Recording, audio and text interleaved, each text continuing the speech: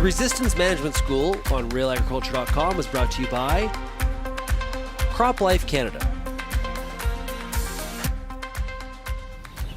Now, Lauren, your team confirmed the presence of Group 14 herbicide-resistant water hemp in Ontario this spring. Tell us about what you found.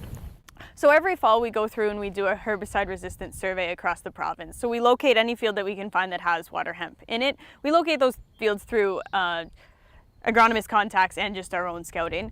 In the fall and in the spring, we germinate those seeds in the greenhouse and then test them for resistance to imazethapyr, atrazine, glyphosate, and lactofen, representing groups 2, 5, 9, and 14 respectively. This past spring, we did have a number of fields that showed resistance to all 4 of those groups, and that confirmed our resistance at 4 locations in Ontario. So, Lauren, when it comes to managing water hemp, you say one of the most important things is identification, for farmers to be able to identify the weed.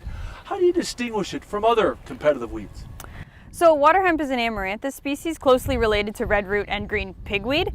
Here we are at the Cottam Research Site, and this is a population that is almost entirely water hemp. This is a natural population. We've never done anything to really put more water hemp here, so this is really just what the farmer is dealing with. Looking closely, the way to identify water hemp compared to the other pigweeds is that the stem and leaves are completely hairless. That's really the best cut and dry thing to look for. The leaves are often a little narrower and a little shinier, but it is very similar to red root pigweed, and you're just going to be looking at the stems for hairs as your key identifier. Tell us why farmers should be so concerned about growing resistance in water hemp. So water hemp now is resistant to 4 modes of action in the province of Ontario. This really narrows down the options that we have for controlling this weed in both corn and soybeans. Water hemp is a highly prolific seed producer, so even if you have 1 or 2 escapes in the field, they're still going to be producing upwards of 300,000 seeds per plant, making next year's problem that much worse. And it also is a weed that emerges throughout the entire growing season. So it'll start emerging late April, and it will emerge right up until the end of October, November, really until it gets too cold to emerge any longer. How challenging could it be to manage this weed, Lauren? I mean, what's the dispersal pattern? Is it spreading?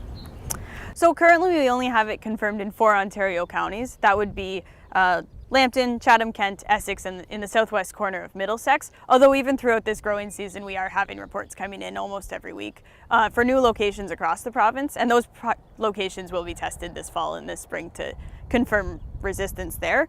As you can see, it is a weed that establishes very quickly and does cause a significant yield hit to farmers. Its primary dispersal mechanism is largely through equipment.